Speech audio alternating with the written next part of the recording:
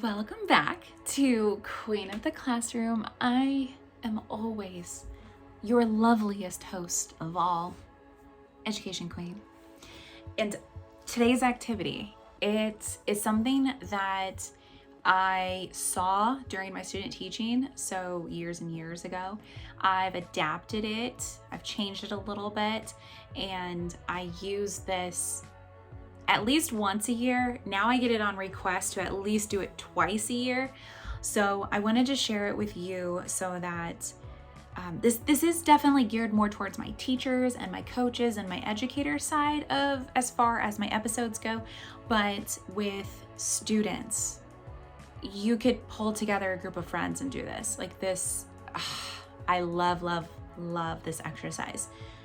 And you can I've had requests from it. So I've actually written it all down before. And if any educators out there would like the list, like the lesson plan of it, then just comment and I will send it your way. Because the more that people are exposed to these types of lessons, I think the stronger that your students will become mentally. And that's what I'm all about.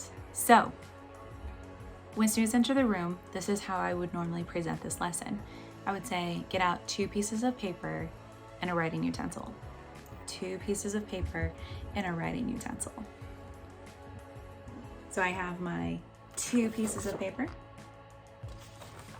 and my writing utensil. I love erasable pens, and the finest tip of a pen, the better. So if you want to ever get me a gift, it is erasable gel pens, super fine tip, or a witty coffee mug, or just a really pretty coffee mug. I'll take either. I don't like chocolate, so don't give me any chocolate. Just keep that at the forefront of your brain if you're ever looking for gifts. Okay, and I also wore yellow because, sunshine. I like sunshine things. Are we ready? Okay, this is how I start this off. I pick up a piece of paper and I say, do exactly what I do.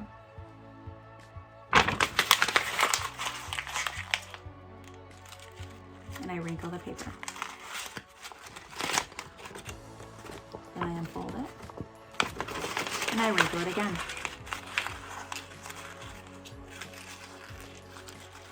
Then I unfold it. And I'm slowly walking around the room while I do this, and I don't say anything. I just tell them to do what I do. And I'll wrinkle it again. Then unfold it. You can do this as often as you want. I usually do it about 4 times. So then I unravel it, and then I wrinkle it one more time. And then I tell them, after I unwrinkle it that 4th time, I tell them to take their hands off of their wrinkle paper and just tell them to make this paper, this wrinkly paper. I say, okay, so now pick up this piece of paper and make it look like this one. And I hold up my clean sheet and I just give them a while to figure that out. So they're like, wait, how do I, but I can't, I can't get this to go back. What do you mean? And so some of them will try to iron it out on the side of the desk. Some will lay it flat and really press it out to get all those wrinkles out. Some will say, I need an iron. It's really interesting, the comments that happen when students are trying to get this to go back to the way that it was at the beginning. So they're sitting there. I let them struggle for about 2 minutes and then I say, okay, take your hands off of your paper and look at me. I said, if it's really tempting to touch the paper, then maybe sit on your hands. So they watch me. I say, every time you decide to say something nasty to somebody else, this is what you do to them. And I slowly wrinkle the paper.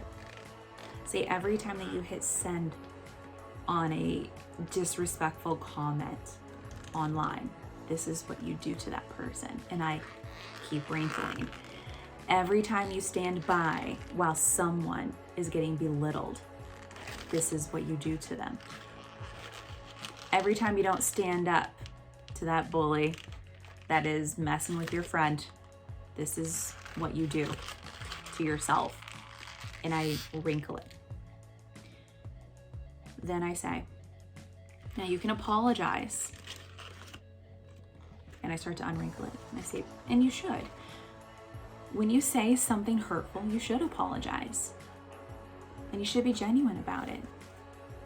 Anytime that you say something disrespectful or something that's degrading to someone else, then yes, you can apologize. That's what you should do. However, this paper will never go back to looking like this one. And I hold up my clean sheet. It'll never go back. Once you hit send, and once those words leave your lips, the damage is out there. Because words have immense power. And you can use them for good, or you can use them to tear someone down. Now those wrinkles are going to stay. Those scars are going to stay. You can make it better by apologizing. But once you've put someone down, you can't take that back. Because words have power. So I'll usually let them sit with that moment for a bit. And then I'll say, here we go. On your wrinkle paper, I want you to write down for the next 2 minutes anything that either you have said nasty about someone else or that you've heard someone say about you. And then this next part is very important. I tell them, I will not read your comments. No one will be reading your comments. We're going to put this in the recycle when you're finished. So don't worry about censoring yourself. Be as open as you want to be. And I want you to feverishly write for these next 2 minutes anything negative that you have said or anything negative that has been said about you. Whether it's true or not, just any kind of negativity that comes to mind, I want you to write it down on this piece of paper. And I promise you no one is reading this. And every so often I'll get a question that says, can I put bad words in here? And I was like, yeah. And anything that you need to get off your chest, write it down on this piece of paper. So at this point, I stay still. I don't wander around the room like I normally would because I want to give them that privacy. So I will usually just stand by my desk and let those 2 minutes go by while students are just ferociously writing. Then at the end of those 2 minutes, I say, okay, crinkle it up. And I will do it too. So I'll write down some things too. I'll participate. And then I say, okay, now wrinkle it up. And then as I'm walking around with the recycle bin for them to put it in, then I say, okay, a couple of things. One, did this just fix all of your problems? No. But whenever you're having a bad day or something negative has entered your world, then you can write it down and you can put it in the recycle bin, because it may not be the cure for it, but you do get it out of the way. Like you get it, you at least release that burden a little bit that's on your heart.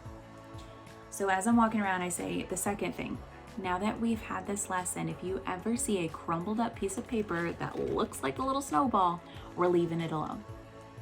Because someone had a bad day, someone is getting rid of all that negativity, and we're going to respect that privacy. We will not be going through here because we have built a community of respect for our peers, and we are not going to violate that trust. So after I walk all around, I'm like, okay, we got that negativity out of here. So here's what we're going to do now. I say, get out your clean sheet of paper. So everybody gets out their clean sheet. So put your name at the top. So after they write down their name, I said, here's what we're going to do. Now, our words have power, right? Right. So we've already gotten rid of the negativity. Now let's bring in some light. Let's bring in some positivity. So I said on my count, and I figure out how to put them in order. So because they will be passing their paper. So I'm like, okay, you're gonna follow her, him, her, like all the way around. And I was like, okay, point to who you're gonna pass to. Then they point to who you're receiving from. Always do that step, because even if you are very clear in your directions, you just always have to check. Just trust me on this. Just check, have them point. And I was like, okay, every time I'm gonna give you a few seconds with each one. I'm gonna say 3, 2, 1, pass. Here's what you're gonna do every time that you get a piece of paper from up here. So you're gonna look at the name, then you are going to jot down 2 or 3 positive adjectives that you think of when you think of that person, that embodies that person. And it's like, okay, are we all good? We're all good. I was like, okay, so 3, 2, 1, pass. And I insert myself in here too. I insert myself. So, and it's usually wherever the largest gap is, so that I can be that like male lady that keeps going back and forth. And then I'll write down a few adjectives for each one. Then I'm like 3, 2, 1, pass. And then they'll just keep going. And the first time I don't ever censor anything. I'm like, whatever you want to write.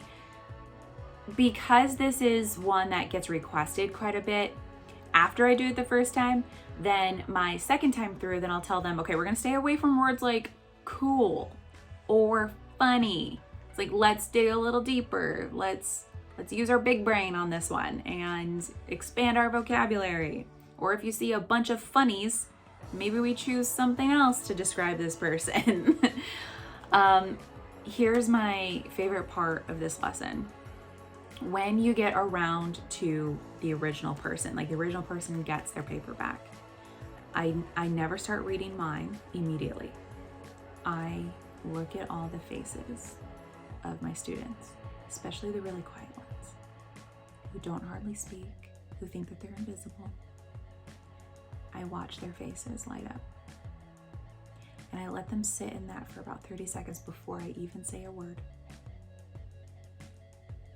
Then, after those 30 seconds, then I'd say, okay, I want you to just listen to me while you're reading all of these wonderful comments. I said, this is how your team sees you. This is how your peers see you.